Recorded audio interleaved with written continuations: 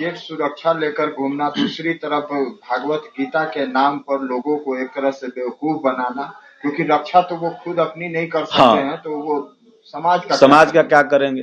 तो क्या कहेंगे? आपको कहेंगे कि आपका हनुमान जी रक्षा करेंगे। जब आपका हनुमान जी रक्षा करेंगे तो ये बागेश्वर बाबा के या 80 वो जेड सुरक्षा काला लगल है भैया, तोरा हनुमान जी रक्षा नहीं करेंगे? हमारा रक्षा तू करेंगे और तुम्हारा रक्षा हनुमान जी करेंगे।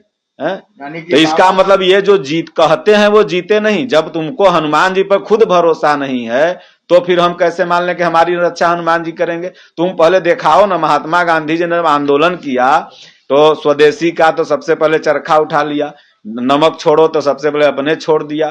तो जो तुम कहो वो खुद जियो ना, खुद अकेले सांड की तरह घूम के दिखाओ कि भाई तुम्हारी हनुमान जी रक्षा कर रहे हैं। तो तुमको तो चाहिए जेड सुरक्षा, बाई सुरक्षा, फलना सुरक्षा, दूसरे कहोगे तुम्हारी हनुमान जी रक्षा। हम लोग अकेले घूमते हैं सांड की तरह, आओ कोई गोली मारो।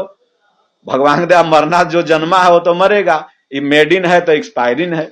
फिर तुम खुद डर रहे हो तो क्यों दुनिया? तो हम लोग जो बोलते हैं वो जीते हैं, बस यही अंतर है।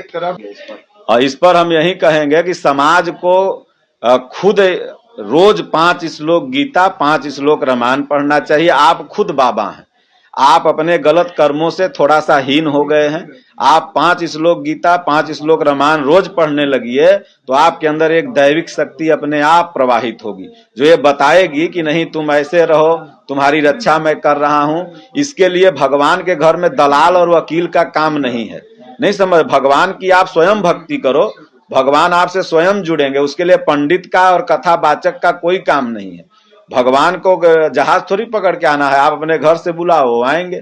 तो इसलिए इन लोगों के चक्कर में नहीं पड़ना है। लोग जो कहते हैं वो जीते नहीं, और जो जीते हैं वो कहते नहीं।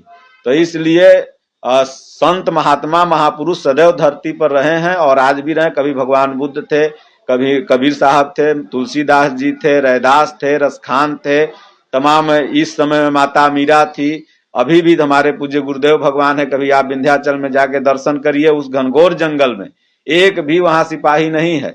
और जो भी मैं बोल रहा हूं एकदम निर्द्वंद स्वामी जी समाज के सामने अक्षरशः कटु सत्य बोलते हैं, लेकिन बोलते हैं।